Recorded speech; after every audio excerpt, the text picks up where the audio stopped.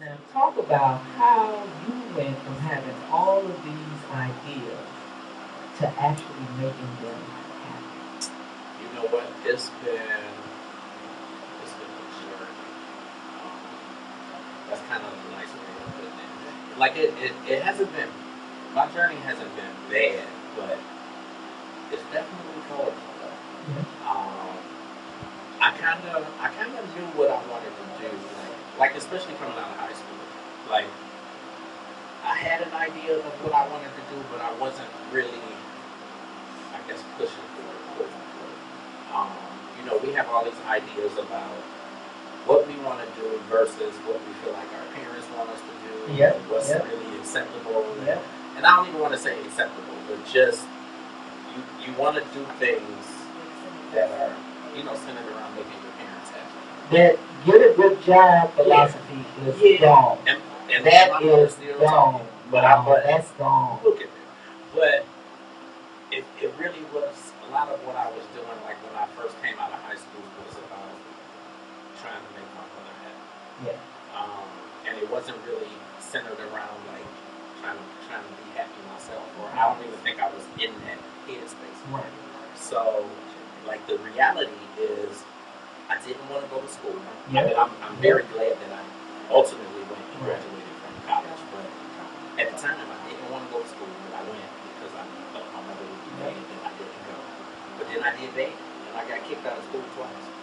And I mean, when you really look at it in hindsight, I didn't want to be there. Right. Right. Right. So it kind of took like living life, Yep. um, and sitting out of school for a few years, 5 years, because after I got put out the second time, I had to pay for school. They took my financial aid. Yep. They like, Yep. you don't need this money. So I had to pay for school. So I had to figure that out, which I did. And I mean, I was like, I don't know how I'm going to pay for school, but I figured it out. I paid for Tri-C. And once I paid for Tri-C and I did good while I was there, then they gave me my aid back.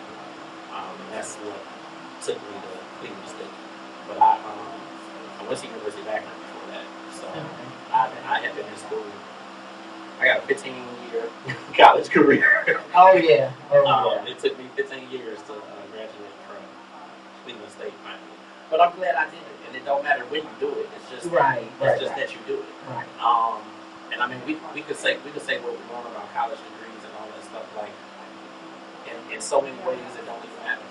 Right. Once you get the degree because you're still out here hustling and Yep. grinding and trying to get ahead and it's really about who you know Yes. and all of that That's stuff. going on. But I do think that kind of for your own growth and maturity, Mhm. and especially if you're running a business, like you need a college degree. Yes. So To like, connect with other people because they absolutely, don't take you serious. It absolutely, shows, and it's not so much about, like you say, the degree. It's really kind of showing you have the discipline to absolutely, be able to commit absolutely, yourself to something absolutely, and succeed through it. absolutely. Because a lot of people, that happens to a lot of people. Parents send them to college, kid really don't want to be there. Yeah, They screw up, and the parents say, "Now, if you want to go to college, yeah. it's on you. You got to figure it out." And it's really about what it really comes down to.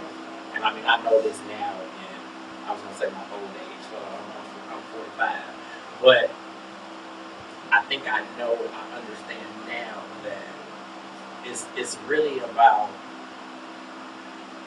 it's like it's a conglomerate of things. So like I went to school and I did bad, which to most people it was like, wow, he did that bad because I did really good in high school, like Right, before right, that, right. like I did really good all the way up until I got there, and it really just boiled down to like me getting to like what had me in that space, and like you start thinking about like depression and Yep. stuff like that, and I can look back now and say like during that time, like I was like crazy depressed and Yep. down and Yep. sad, and I don't even think I had even put a name or a face to it.